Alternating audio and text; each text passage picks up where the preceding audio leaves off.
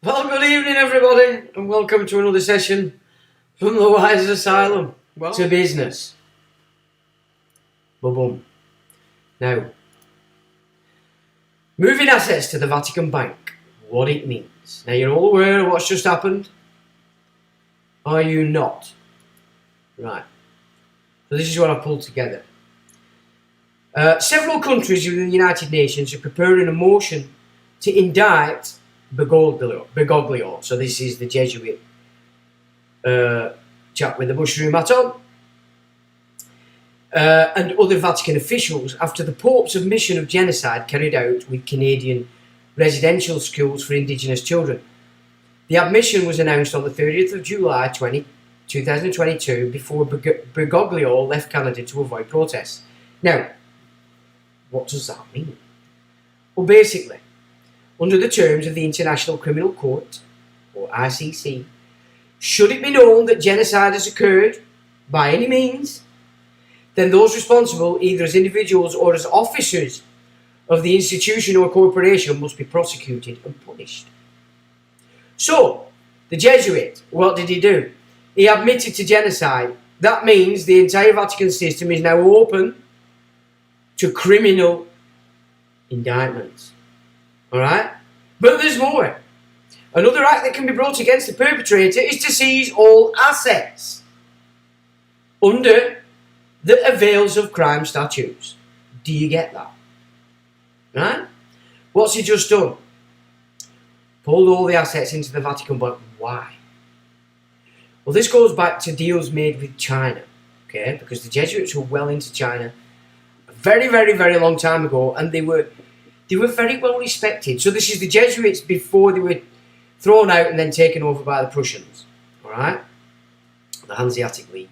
He's now pulled all these assets into the Vatican Bank to secure to China, which is the intention of pulling in all the assets from the United States, from England and Europe and the West in general, into China. That's the agreements that have been made all these years ago, trillions and trillions and trillions, and that's just your deindustrialization. So these deals were done a long time ago.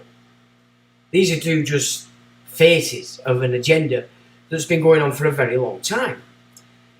Deindustrialization was a big part of that. Now, to secure, because of course China now, once this accusation has been made, or once this admission that the Vatican has carried out genocide, China shit itself, because it's saying, well, we're never going to get any money now. How are we going to secure these assets via the Vatican whenever Tom, Dick and Harry is going to be running onto them for restitution?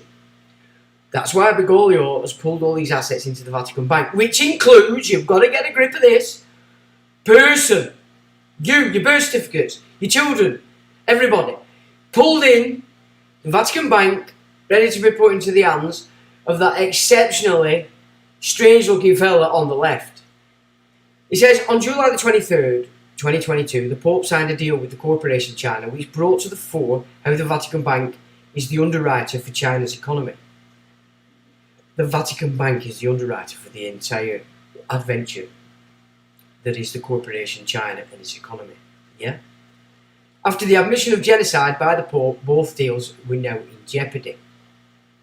Right? So this is why he's pulled them all in, just to keep China on side. Now, open to the possible seizure of Vatican assets leaves Beijing at a loss, given the IOR, or Vatican Bank, could be frozen if a criminal investigation is commenced. That was the situation in the summer of 2022, and by the autumn of the same year, we witnessed the rather strong announcement by Bergoglio that all Vatican assets must be sent to the Vatican Bank in Rome before the 30th of September 2022. Okay. Pope Francis' rescript issued August 23rd, 2022. It says, paragraph 4, the Holy See and the Institute of Holy See, remember. So they're not going to be going into the Vatican Bank, otherwise the Holy See loses everything. So the Holy See is an organisation of merchants. It's controlling China in its entirety. This is what we're seeing here, yeah? So it's not going to go into Vatican Bank. This is going to go into something the Holy See's got already set up. Otherwise, because they have to get it away and out of the Vatican hands completely, because that's what they're going to hit with all these things, even though it's the Holy See. The Holy See and its institutions connected to the Holy See that are holders of financial assets and liquidity in whatever form they are held, that's your titles, in financial institutions other than the IOR must inform the IOR and transfer them to it as soon as possible within 30 days from September 1st September 2022. Okay. This unprecedented move comes in the wake of the public admission of Pope Francis on July 29th that the Catholic Church committed genocide in Canadian Indian residential schools. You Native Americans, are you so stupid? Have you learned nothing? Have you learned nothing? To see that you're playing this game, you're so used and abused, it's quite ridiculous. I'm quite embarrassed to see Native Americans stand up and play into this game. You know, you got to stop pretending that you were amazing and fantastic. Maybe once you were. But when you look back into the history of it, you got the Comanches killing everybody. You know, you got the Iroquois killing everybody. They wiped out the Mohican. Wiped them out. Not the Mohawks, we're talking about the Mohican. And the tribes affiliated to the Mohicans were wiped out by the Iroquois, who created the first democratic system. 6 nations. 5 nations mainly within 6 nations. We've explored that. So you Native Americans were snotting each other all over the show. No wonder you invited in a bigger demon, the European fruit bats. Brought it upon yourself. Stop pretending that you're somehow some kind of saintly bunch. You were insane what you were doing to each other, yourselves, your own people, especially the Comanche.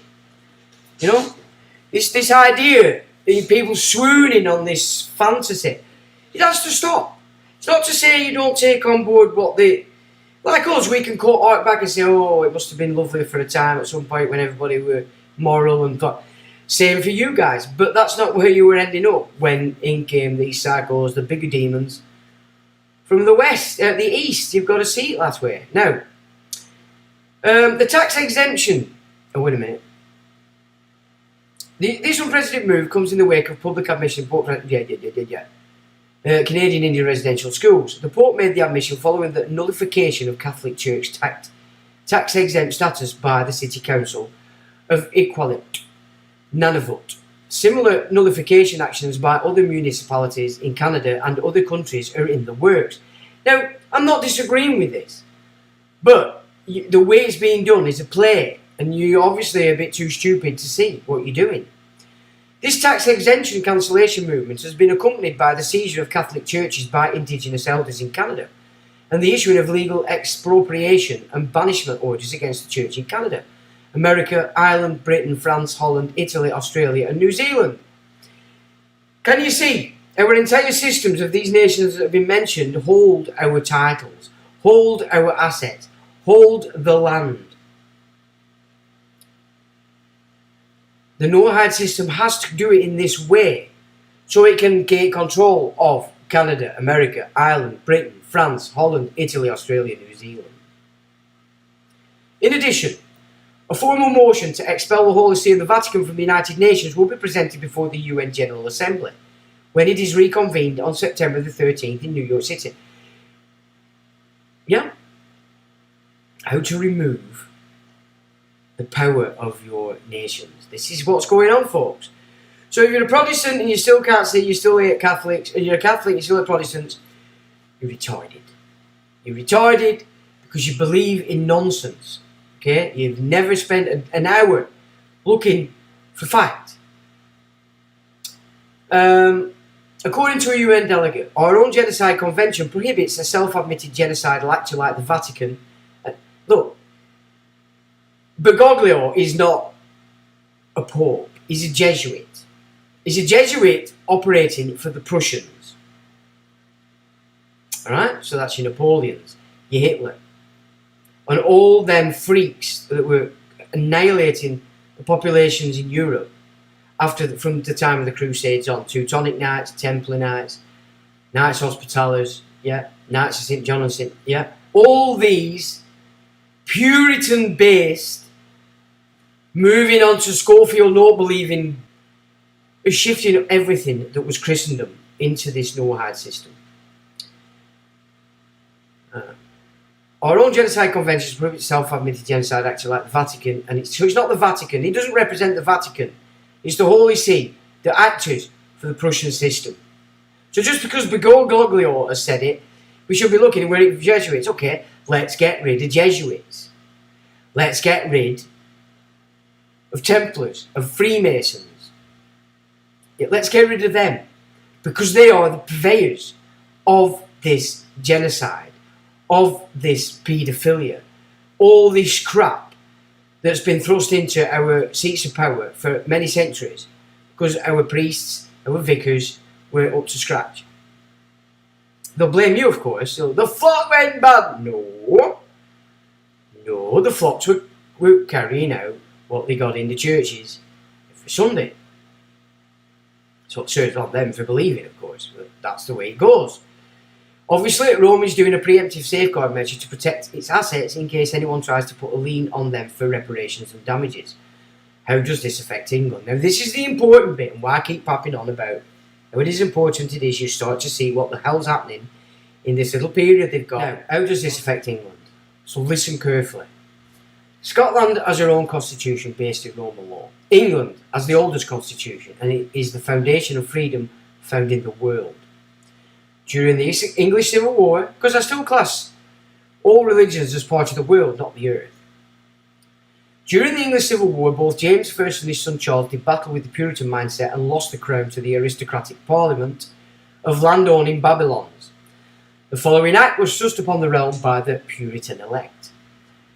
Okay, so this is what the Puritans put in, and it's been so ever since. As it is found that the bestowing and holding of the office of monarchy in any one person is unnatural, unnecessary, burdensome, and dangerous to the liberty and safety of the people, therefore be enacted by this Parliament that the office of kingship in this nation shall henceforth not reside in any single person, nor shall any person hold the office, power, or authority of monarch. It therefore be considered a crime of high treason to attempt or to reimpose such monarchy on this nation. From an Act of Parliament for the abolition of the kingly office in England and Ireland and the dominions thereunto belonging March the 17th, 1649. That's what we're done. After the death of Cromwell, it was clear that the population was not behind the installation of the foreign merchant class, and in order they did not lose all power, the latter pulled in a puppet monarch in Charles II. This would pacify the rabble before the rabble turned into a mob. On the 19th of September 2022, a legal notice was delivered to Charles Windsor, in his capacity of King of England, that he appeared at a tribunal dated 1st November 2022 to answer the claim of complicity in the crimes of both his mother and father for the abduction and permanent disappearance of 10 Indigenous children by Elizabeth and Philip Windsor on October the 10th, 1964, at the Kamloops Indian Residential School in British Columbia, Canada. So you can see why that's been kept in the mix of this alternative media for all these years. King of England is saying, well, that's interesting. So if they've labelled it King of England, he's not the King of fucking England, and they've sent it on 19th of September this year to somebody who doesn't hold that position. Are you listening, Native Americans? This is how stupid you are and how easy it is for the priesthood to use you. You've set this off to somebody that isn't the King of England. He's a king in waiting. And as we'll go further, they've no intention of holding him up as the King of England. Right? You've got to understand that what this is, how serious it is. The game they're playing. So these numpty Native Americans want him to appear at a tribunal on the 1st of November. Okay? For complicity in the fact that his mum and dad nicked some 10 Indigenous kids. Now, has that been proven? No, it's just been talked about. I'm not saying they didn't. I don't know. I weren't there.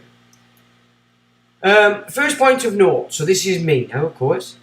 On this day, 13th of October 2022, Charles Windsor is not the King of England. He is the King in waiting.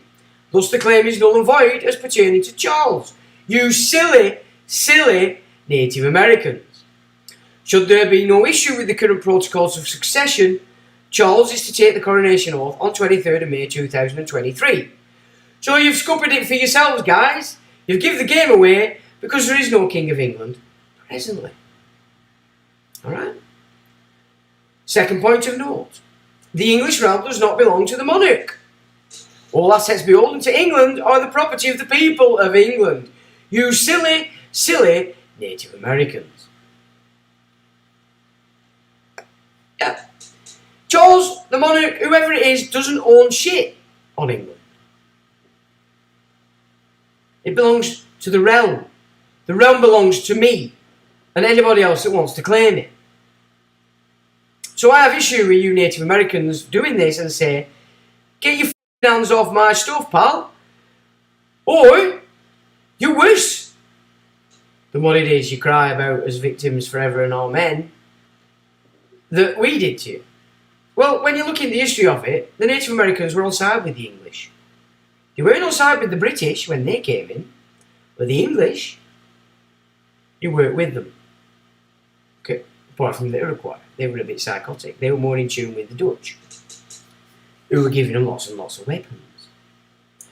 Yeah? So you weren't really living with the land, were you? You wanted weapons, the Iroquois, and all this bunch. And we're looking at Hiawatha times here. That's what we're looking at there, the first democratic system set up, before it was set up anywhere near west. Yeah? So obviously the Puritans through Dutch East India had got into this, set this Six Nations setup going. And once they got stuck into England from the Civil War times, they stuck it into England and then said to everybody, look, this democratic system's English, it's all England's fault. Second point to note, so as I've said, the English realm does not belong to the monarch, all assets belong to England and property of the people of England.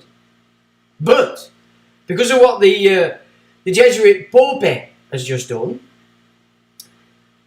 and because we're under Vatican II here, Church of England, can you see why Charles has done the oath to the Church of England? It's important.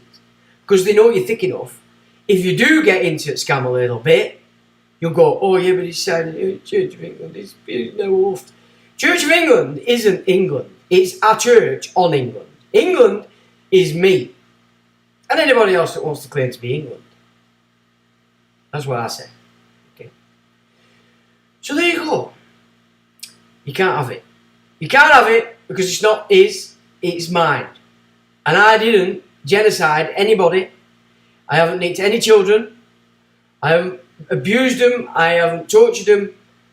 And I haven't sacrificed any children either. So, I don't care about your claim, and unfortunate if that's what happened, but Elizabeth and Philip, again, they didn't own England. They were slapped on there by the Inner Temple to pretend to be a monarch, when really, she was the chair of the estates, and he took all the assets. So, sorry guys, you're reaching the wrong people. You want to be hitting Inner City of London, Inc. Care of all the psychopaths of the world. So that's where you address it to. Or Blue Peter. They might pass it on. Now then, let's get a bit more serious. Under what is termed the Holyrood Agreement of 16th of September 2010, this is important. I had made a big fuss about it, but nobody cared. The Queen amalgamated the Church of England and the Church of Scotland with the Vatican, positioning the Church of England and Scotland respectively under Vatican II. And they are under Vatican II. Vatican II is the Jesuit Noahide system. Clearly, this is an attempt to shift all assets under the Church of England within the claims being made for seizure against the Pope and his assets by these fruit bats in Canada. I mean, a lot of stuff, so much of the wealth of England has been already shifted to Canada. Did you know that? I did point out the other week that it's a Canadian pension fund that controls the National Lottery, amongst a lot of other things. You know, they've moved so much assets out of here into Canada, you wouldn't believe it. You wouldn't believe it. And I've mentioned this, maybe not on live streams, but I've written about it. Don't ask me where, because I can't even remember what's in the website anymore. Right. The agreement is null and void due to the fact to carry out such an agreement falls foul of the coronation oath itself and the laws of England. So, although they've tied it in their own little fantasy to Vatican II, England forbids it. So England is not tied into any of these contracts. None of them. None of them. And that's important because it's all about England that they're attacking. Okay? This does, however, have standing in the legal system on persons. So it only has standing in that shit. And as we've discussed, mostly out there on person because you don't know any better. On Monday the 26th of August 2019, the first Chinese Catholic bishop was ordained with the blessing of both Pope Francis and the Chinese Communist government under a new deal between Beijing and the Holy See. Monsignor Antonio Yao Shun received the papal mandate and was consecrated as the Bishop of Jining.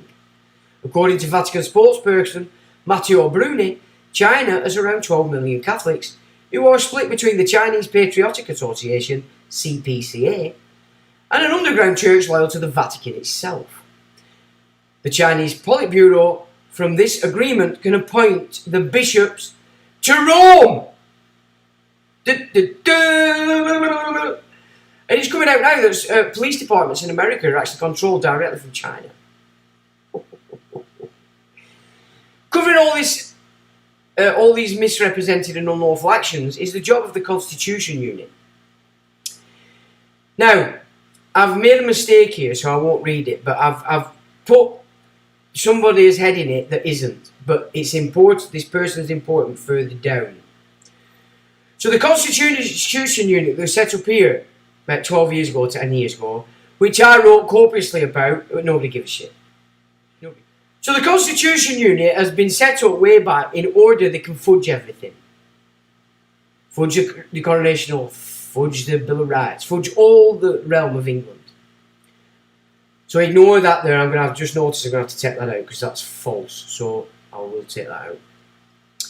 Now, if you paid attention, you have noted the fact Charles III is being acclaimed to be the King of Great Britain, the United Kingdom and King of Scotland. There is no mention at all of the realm of England. And you've got to pay attention for that because that's exactly what they're doing. They're not talking England. Where's he gone? Up to Scotland. This is because the realm of England is in her entirety a realm of Christendom, with the common law affirming the gospel law as opposed to the law of the Torah. Puritans brought back the Torah here. Right? This standing cannot ever be incorporated into the coveted Noahide law, that's England, which has its root in the Babylonian priesthood who built the second temple, and of course they want to build the third temple. After the fall of Rome, those uprooted from the destroyed temple, which is the second temple, which was destroyed in 70 AD, was it not, took advantage of Rome's problems and began to insert themselves into the remnant, making serious headway through Charlemagne, who would further the advance of the Carolingians direct into the monastic system. But you've got to understand, from Charlemagne on, it were Carolingians, completely different animals. And the Merovingians get the blame for what the Carolingians have done, or Carolingians, if you want to call it that. And they got stuck into the monastic system, which we have explored before, from 909 AD. All the second children were sent into the monasteries, any kids in these aristocratic families that could have been a bit of a problem for the firstborn who was going to continue the game, they were all shoved into the monasteries. And the doctrines on land ownership, which I think did come from Benedictine doctrine, I think it was, on land ownership, the church could never own land, they could never claim to own land. They inverted that so that they could own everything through the Carolingians in the monasteries. Now, after the fall of Rome, those uprooted from the destroyed, I've done that. By the time we reached Crusade, it was clear that the Holy See had become in debt to the merchants of Venice and Genoa. The Holy See, so that's Medici, all these fruit bats. From this point forward, the phrase all roads lead to Rome, and then back to the cities that controlled it, Genoa and Venice, had teeth. So yeah, all roads led back to Rome, or rather the Holy See, but in reality, we're looking at Venice and Genoa. Remember, 9th century, 10th century, the first central bank in Venice. And all minting were going on in Venice. It had to be in Venice. So we're going back before the Crusades. And once they got this control, the Venetians, over the Western Rome, they could excite everybody to crusade. What a cock up that were. Through the Templars, the merchant class expanded their money lending to monarchs across Europe, and with the 1066 invasion of England being the catalyst to the advancement of the feudal system, which had already been set up in northern France, and then he put it into the British Isles, and that then spread across the European landmass from that and that alone. Now, people don't know this, but there were something like 280 odd ships left Old Blighty when the 1066 invasion took place. Now, you would say they were Trojans, but what they probably were the Israelites that had come here. But 286 ships left southern England after the 1066 invasion and went to Greece. Because when you trace the Israelites moving out of Assyria, and it looks to me more like Assyrians didn't actually capture the Israelites, they helped them to move out of Israel, because that's because of the wars with the Judeans, which were very tied into the Phoenicians and the Philistines, right? And then were allowed to spread across up into Europe and southern England with the British Isles. But the French are trying to nick, the Welsh are trying to nick it. So again, to separate, because everything began in England that we could say was freedom, regardless of where you're from. If you're thick, you're not having it. If you've actually done the work, the study, you know it's a fact. Okay, this is the fact. This is what's gone on. So 1066, a massive swathe, 286 ships loads of Israelites, Trojans, left and went to Greece, and then were fighting for Byzantium, and they were part of the Varangian Guard as well.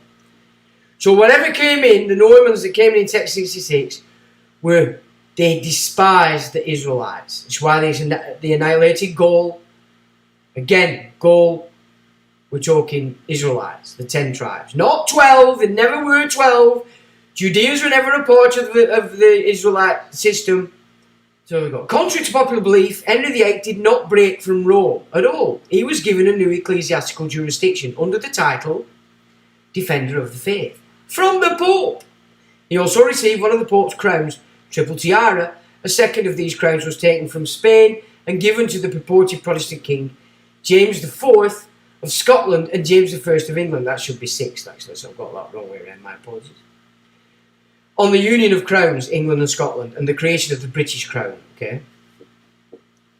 So again, these are important things. Now, I've come into a bit more info about what was going on with Henry VII, basically, and I think the Stanleys, what they were doing through...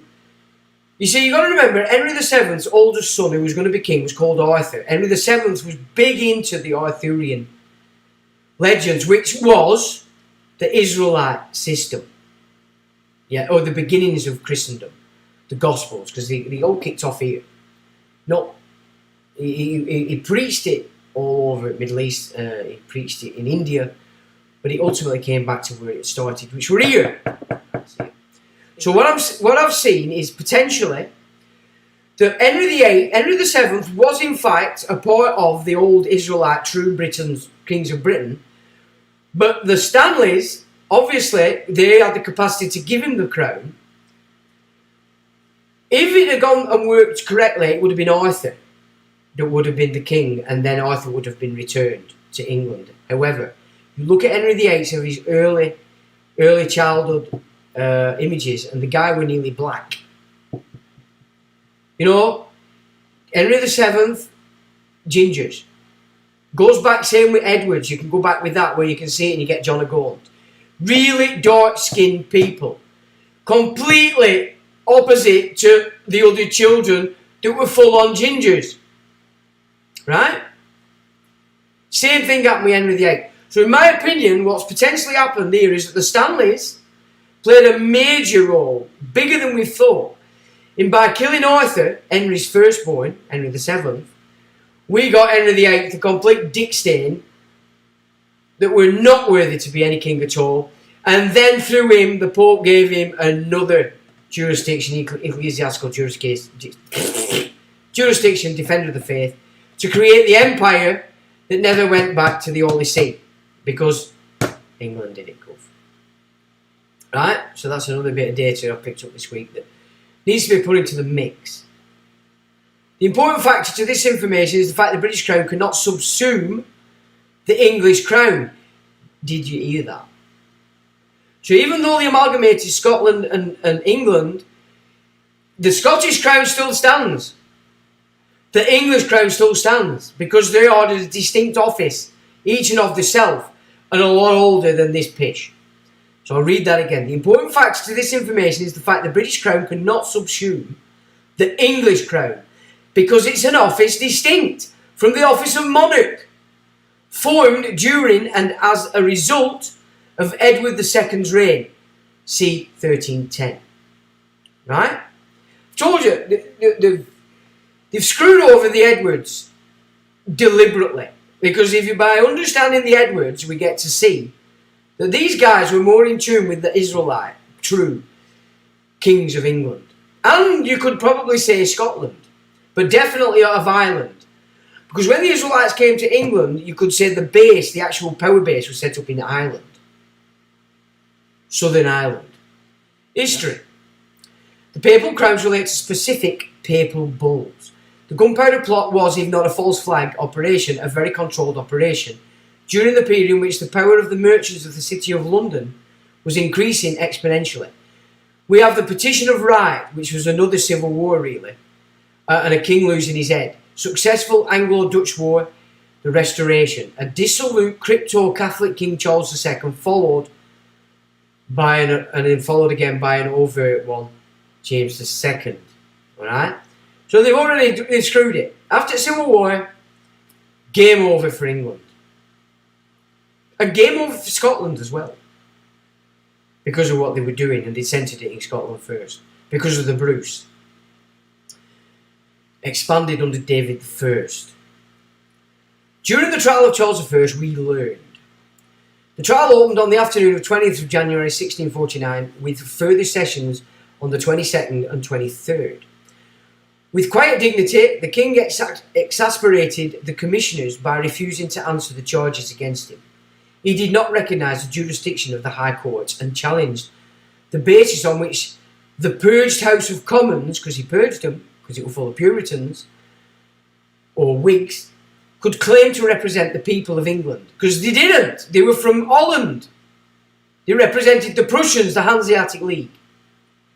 Each session ended with Bradshaw ordering the soldiers to remove the king, thus emphasising the overriding presence of the army in the proceedings and underlining the king's claim that the present administration was a worse threat to the liberty and welfare of the people of England than he had ever been. So the whole thing was done under military coup. On January the 24th, 33 witnesses against the king, 33. Masonic, Puritan, Noahide, Babylon, Schofield no believers. Yeah. Wait a minute. 33 witnesses against the king were heard by a subcommittee of the High Court, and the following day the depositions were read out in public session. The depositions proved the king's personal participation in the wars, gave evidence of his approval of various atrocities, and demonstrated his intention of stirring up and continuing the wars.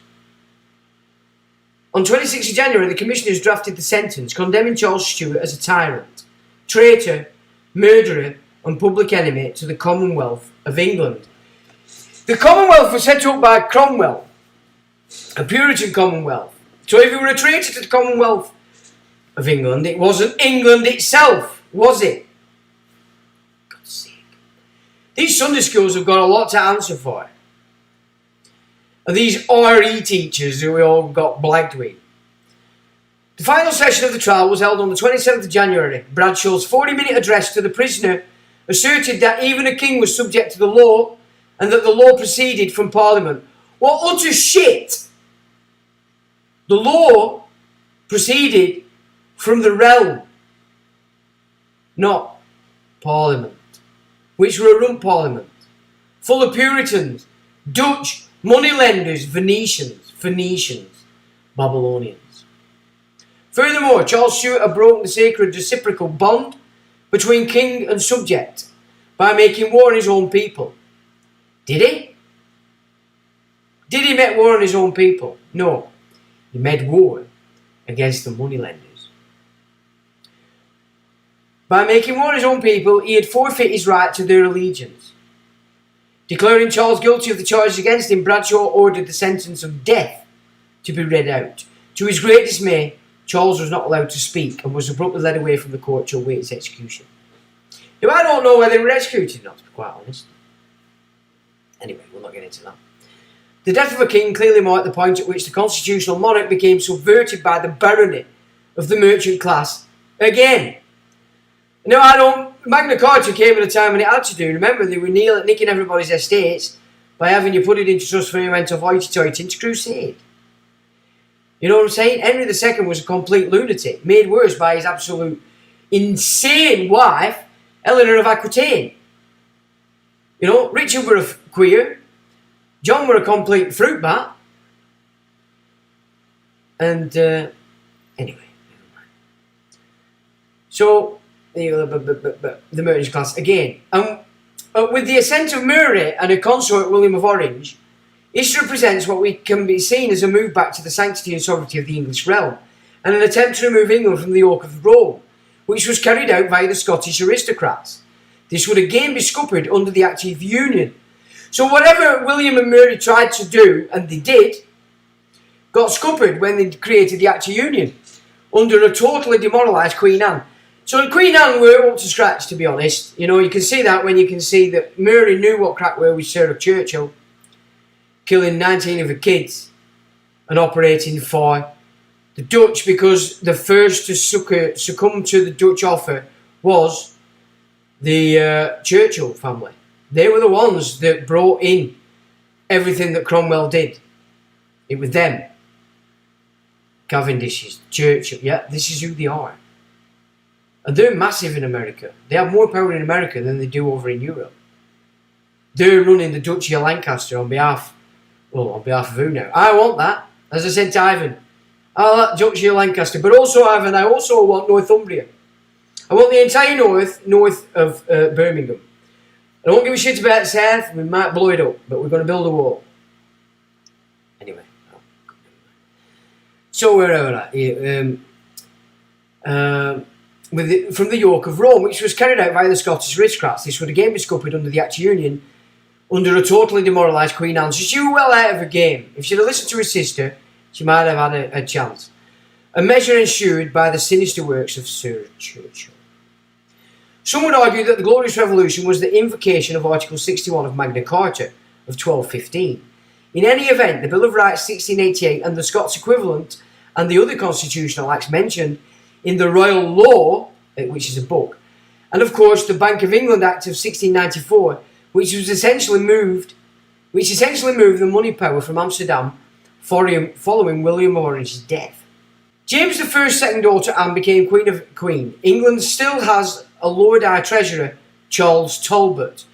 However, shortly after George Risey breaks the white staff and rod of office, and the treaty is put out to commission, the First Lord and Prime Minister in the super corrupt Horace Walpole, these are Whigs, and the debt mountain starts its ups and downs until 1799, when a new corporate entity is formed to manage the bankruptcy. Did you see this? 1799. So they created, under Horace Walpole, the Whigs, the Dutch, the moneylenders, a new corporate entity to manage the bankruptcy. So this is how far this corporate shit goes back, which is then expressed with the 1801 Act of Union. So the Act of Union is the corporate administrator of the bankruptcy.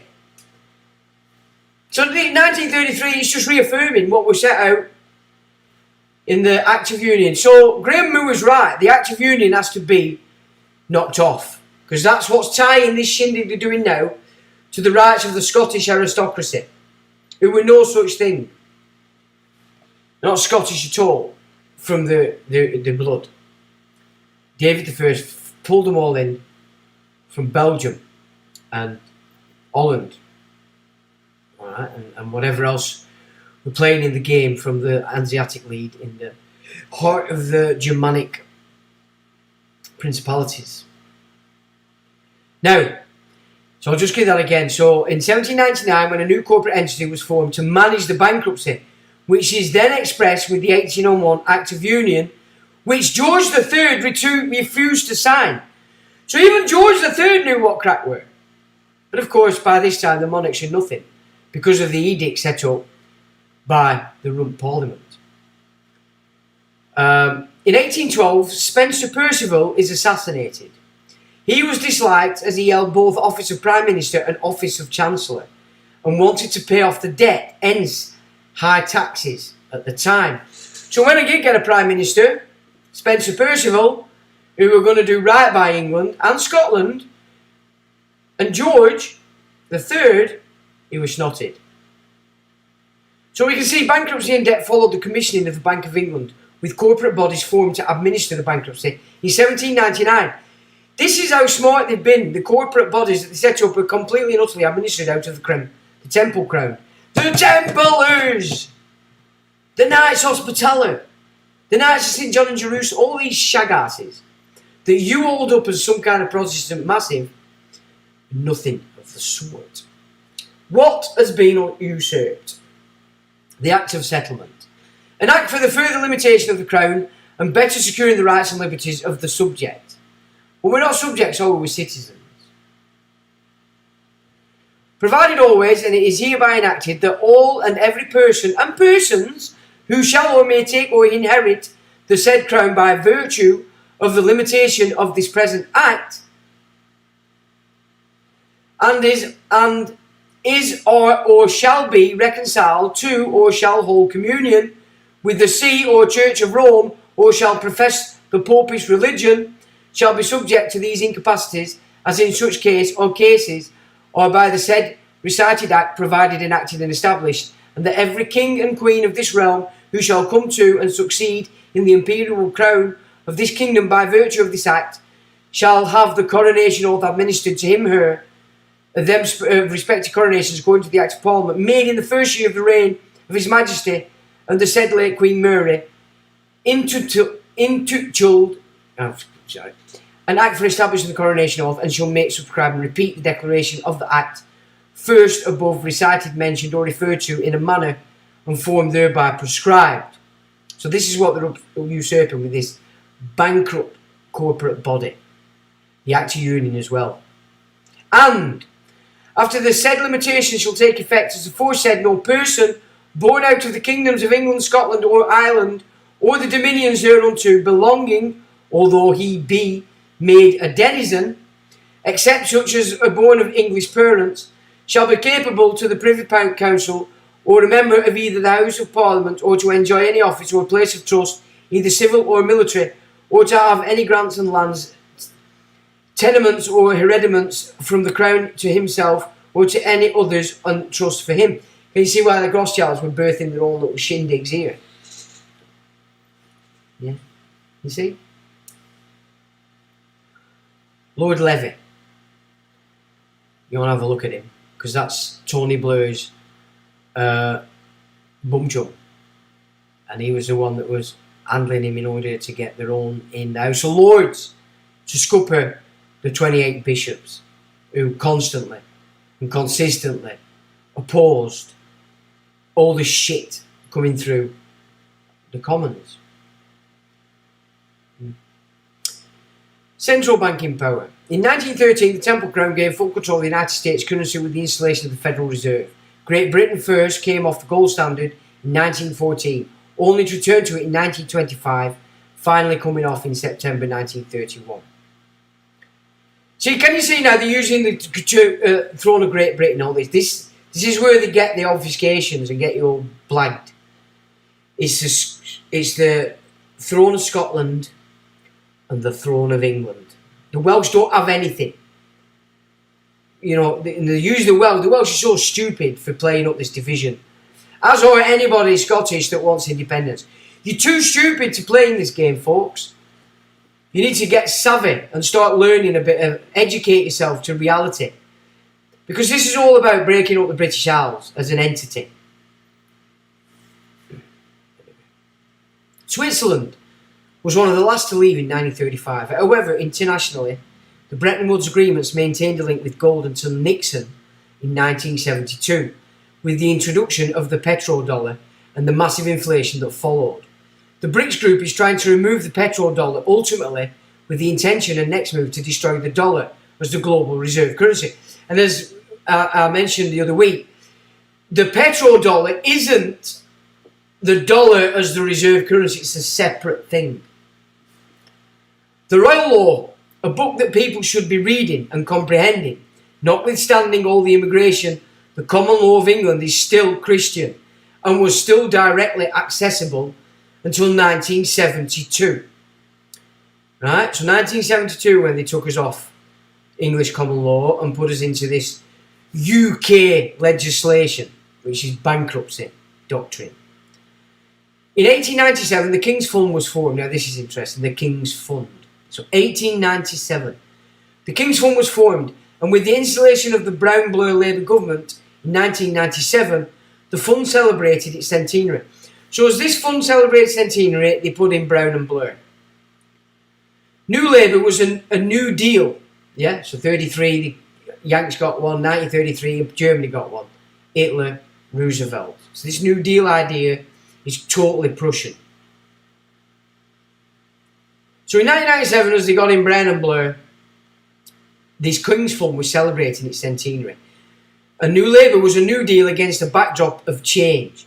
After 18 years as the fund's chief executive, a guy called Robert Maxwell resigned. And the Rabbi, Julian Neuberger, succeeded him. Now this woman, I will not jump the gun. In December 1997, the structure of the fund, created as a result of its post-war reorganisation, it changed. So the structure of this King's Fund, from 1897 up to 97, the entire structure of this King's Fund changed, right?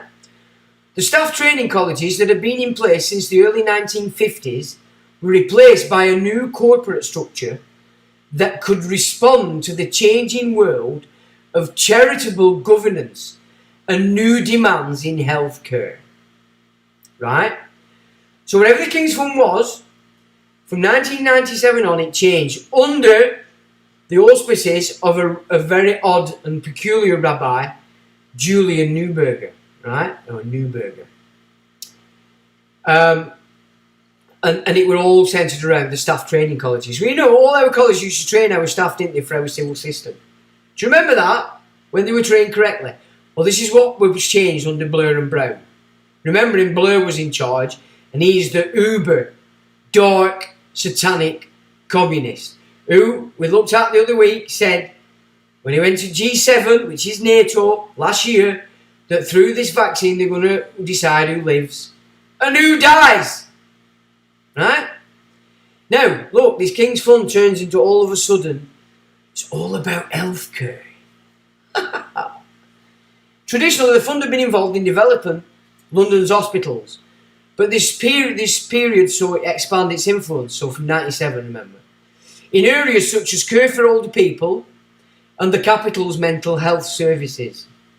Are you digging this scene, girls and boys? All your mental health, all this shit came about under Julian Neuberger when the King's Fund changed its structure. So the training of all staff from all the colleges in our system came under this Noah Hyde fruit bat, right? Just changed health. You'd already got you all hooked on drugs, you were already drug addicts from medication, etc. Now they're going to change the game. Traditionally, the fund had been involved in developing London's hospitals, but this period saw it expand its influence into areas such as for older people and the capital's mental health services. The London Commission was established to address these growing challenges, and its findings were published in 1997, Transforming Health in London. Published in the 1997 Transforming Health in London report. Transformation was everywhere at the time under Tony Blair's new Labour government, ending 18 years of Conservative leadership. Devolution was the name of the game as the political class, on behalf of the Schofield aristocracy, moved to dismantle the English realm and the Scottish realm. First on the list was, of course, how to dismantle the National Health Service. This was the true agenda of the King's Fund. So we're looking now for blame. It's the King's Fund that's responsible for murdering all the old bats when they kicked off this book script. Because, as I said, they have to get rid of all any contracts to you as a future financial remuneration have to be taken off the table. Because they can't introduce the universal basic income if there's contracts that you're still owed for the future. So this is why you've got rid of all the baby boomers, or as many of the fruit bats as they can, with the book script. Which is why I don't give a shit about it anymore. I'm not even going to talk about it, enter it. Because if you took it on, you're obviously up to scratch. And there's nothing I can do to help you, to save you, nothing. So I don't care about it anymore. Which is why I don't mention it. Alright? If you want to know what I had to say about it, it's all on my website. And I put it together in 3 months. February, March, April of 2020.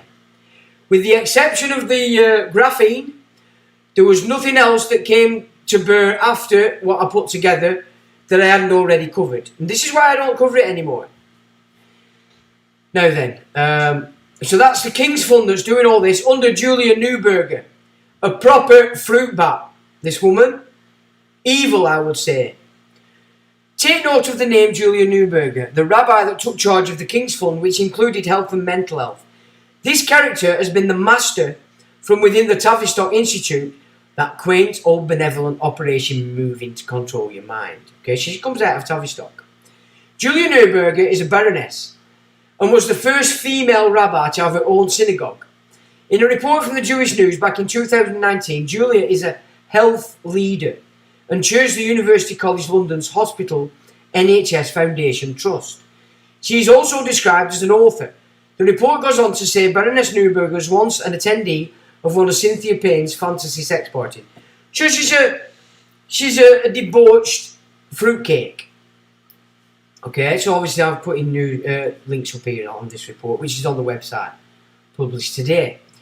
In January 2020, The Guardian reported issues against the rabbi set to take over the West London Synagogue, the flagship of the UK Reform Judaism movement, when they appointed Rabbi David Mitchell as its joint senior rabbi to replace Baroness Julia Neuberger. Members of the synagogue's congregation include historian Sir Simon Sharma. How many times have you seen that face on your telly, telling you what history is? Yeah?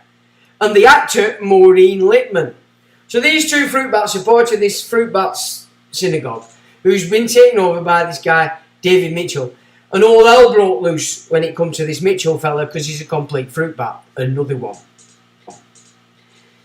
Now, get this, folks, because this is important. And we wrote about this copiously as this was going on 10, 12 years ago. Nobody gave a shit. Julia Neuberger headed the House of Lords Science and Technology Select Committee. Right? At the same time, her brother headed the Supreme Court. So you got Julia twisting your minds, man, twisting your melons, man, on behaviour change through the Lords Science and Technology Select Committee. And lo and behold, your brother-in-law is the head of the Supreme Court, by golly. So everything this fruit bat puts out to twist your melon is then supported by a brother-in-law in the Supreme Court. And all this was going on 10 years ago. Did any of you care?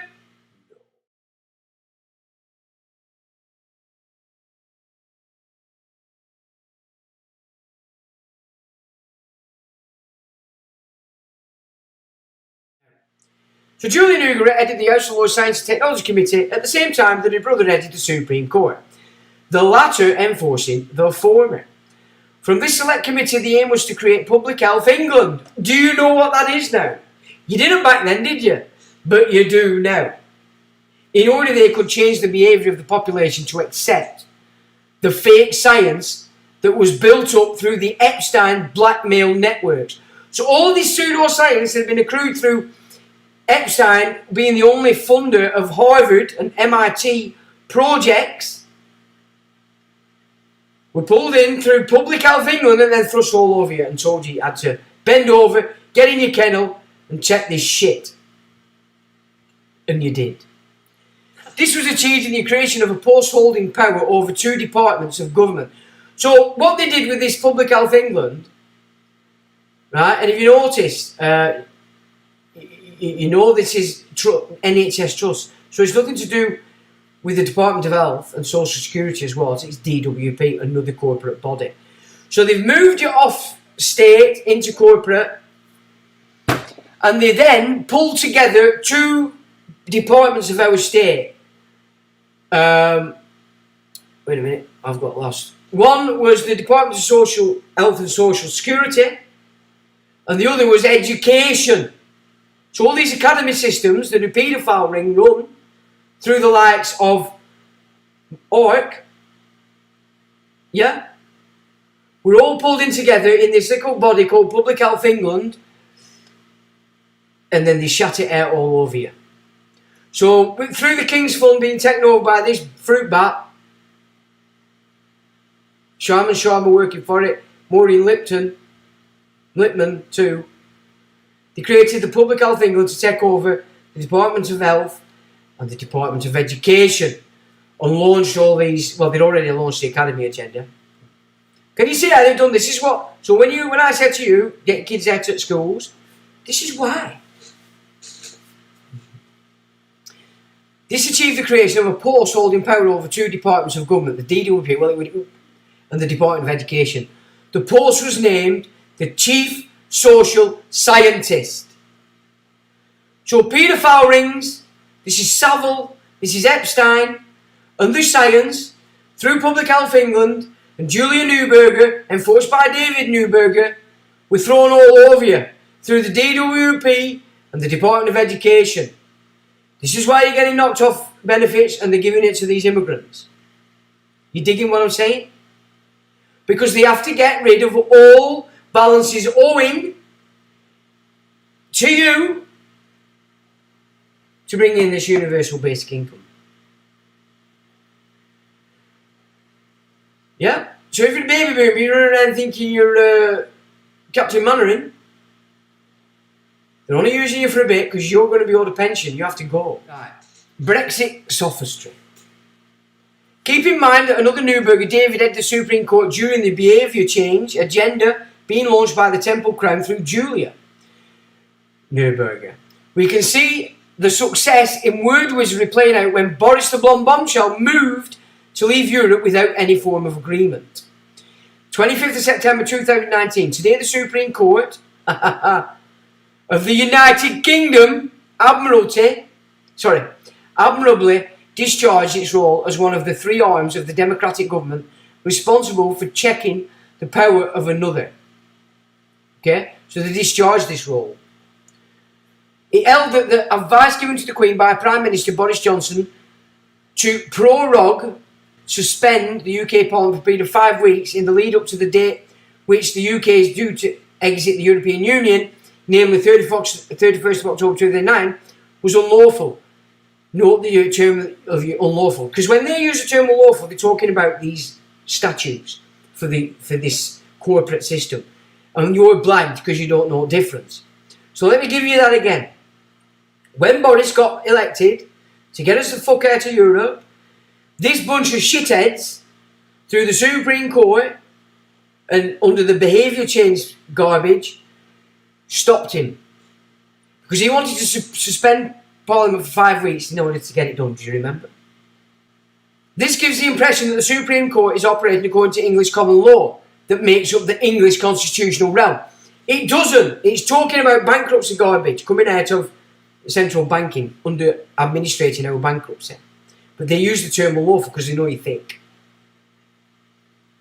Right? And you know the place is full of immigrants. Julia Neuberger, David Neuberger, have fucked Boris Johnson and your will to get us out of Europe. And now they're at it again. So who does Truss work for? This shower of shit. Who does everybody else work for that's in the cabinet? This shower of shit. Who are these 2 toss bags that they're going to put in now to replace Truss? you're going to work for these bunch of shits. They've got the king in waiting completely in their hands. Same thing's going to happen. Are you digging the scene, man? The Supreme Court ultimately held that the sovereignty of Parliament as the foundational principle of the UK Constitution. The UK doesn't have a fucking constitution. Parliament isn't sovereign. Look the terms. This is what the Supreme Court has ruled on. UK Constitution. There fucking isn't one. It's garbage, it's fantasy land. Fucking law land. Are you all in it? You're the actors that make it real. Not you hardcore that watch me. I know I'm not talking to you. I'm talking to any newbie that might come along. Let me do that again. The Supreme Court ultimately held that the sovereignty of Parliament as the fundamental principle of the UK Constitution. So in their constitution, they don't tell you about, it's sovereign. The original Parliament was sovereign because everybody represented their own area. This isn't, they've got three parties now, all operating under the whip system. It's bullshit, it's garbage. The political class are puppets and nothing else. Would be undermined if the executive could, through the use of the prerogative, prevent Parliament from exercising its legislative authority for as long as it pleased. You getting it now? Are you seeing? Are you seeing the shit that they've got you under? The longer Parliament stands prorogued, the greater the risk that responsible government may be replaced by unaccountable government. I mean, that's just so fucking inverse. It's the perpetrator attacking the victim as the perpetrator. Perfect priesthood doctrine. You can't get it any better. It's just, for this reason, an unlimited power of prorogation by the executive would be incompatible with parliamentary sovereignty. So contrary to the Prime Minister's arguments made to the Supreme Court, there must be limits on the power to prorogue or to advise to prorogue. It is those limits that the Supreme Court stands guardian. The Supreme Court is a load of shit. But if you bring law into it, it becomes king bench. But if you're not bringing law into it, it talks as though you're bringing law into it, but you're not. You're bringing statutes, legislation on person. Can you see the trickery? Can you see why I've spent so long trying to get across to you the difference between man and person? So important. If you're going to make headway in the shit that's going on and stop this country from being took over through the Vatican into the no-hide, these are the things you need to get a grip with and start acting on.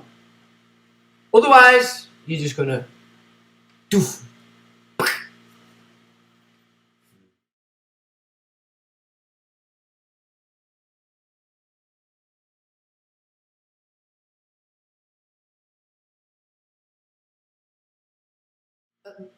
It is at those limits the Supreme Court stands guardian, you piece of shit. Having analysed the question in this way, the Supreme Court held that it was firmly of the opinion that the question of whether the advice to prorogue was lawful was one which the court could deal. For it to do so would not be an interference with the lawful exercise of the power within its limits. What utter bollocks! There is no UK constitution. There is an English constitution and a Scottish constitution. The court is making clear they are operating under neither, while using the term lawful. The wizardry in the use of the term UK constitution, which Garish, G. Bean, all these faggots are using, and I mean fags in the not in the queer way, but in the way that they pull together through the private schools, you know, the hoity-toits, because it is the fag system. Everybody obeys the one they're fagging for. Yeah? So don't be thinking I'm using it in any other way. Fools the mind and prevents the mind from seeing that this whole affair is based on corporate contract law, and again we see real law is not operational at all. A clear example of behaviour change in the 11 justices that sat the case. Yeah. So who were these 11 justices? Toss bags. But nobody brought law into the equation, did they? This is the slippery, snaky side of the judiciary today. You've got to bring law into it for them to operate law. And you don't do it at magistrate level. They're not going to give it you. They're going to do everything they can to fight you. The behavioural change in the judicial masses shows itself in the acceptance of the wizardry. So the behaviour change that Julia Neuberger brought in through Tavistock, through the House of Lords, has worked absolutely. Just go back and see the last 3 years almost. Look at what you've done. So, now the Constitution Unit, University College, London. In May of 2008, the Constitution Unit procured itself to change what is not changeable, the coronation oath. So this is what they've been doing from 2018. Before that, actually.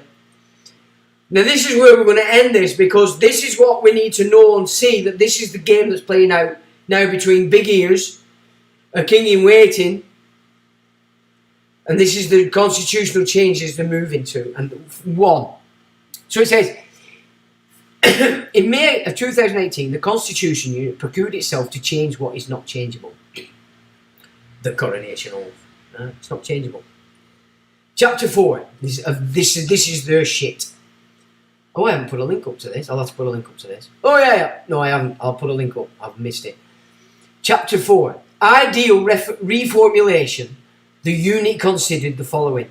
So this Constitution Unit is considering the reformulation of the coronation oath in the following manner. 1.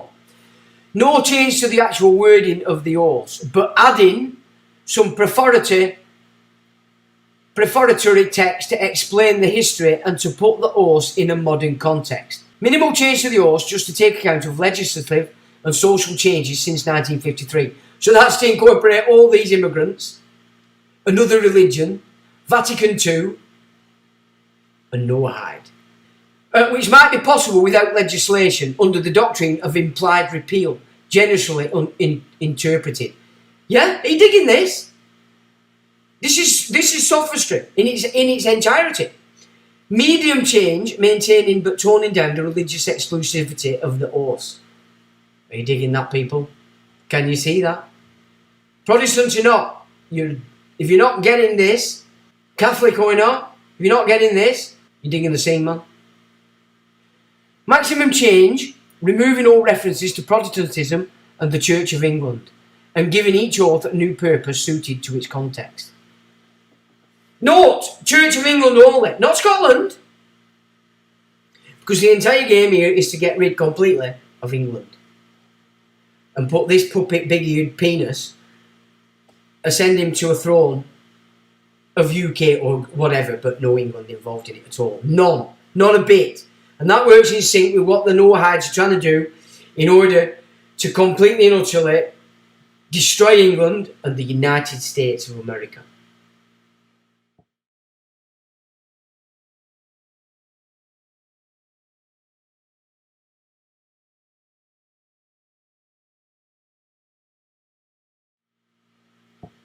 Can you do? Australia's already come off it. They've already come off it. I don't know about New Zealand. Canada's completely off it. But America isn't. It's still... And now Trump and his game is to try and take over what is the United States in the same way they're doing this and obfuscating it as they're obfuscating England, to do the same. That's Trump's role. That is his role, and he's succeeded as far as I can see.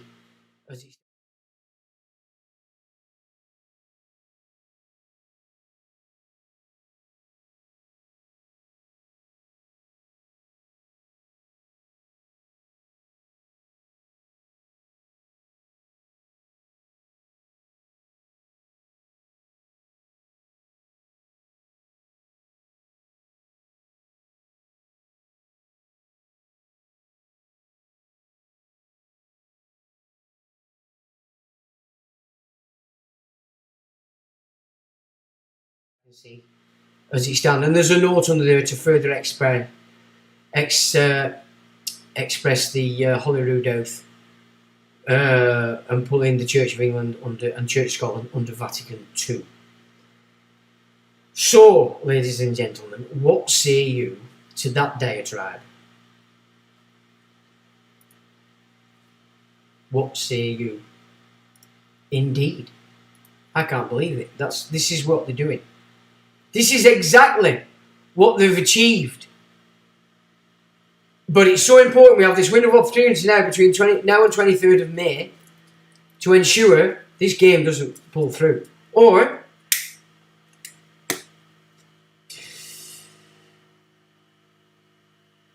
it's not good.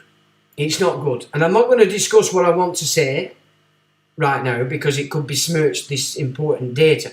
But we are going to discuss it down the line. Because we're going to pull together as much as we can about this no-hide to show people why it's hell on earth for everybody that's not of the priesthood in their own literature. So that will be an adventure for the future. But there's more than enough gobbledygook in what we've just gone through to last a lifetime.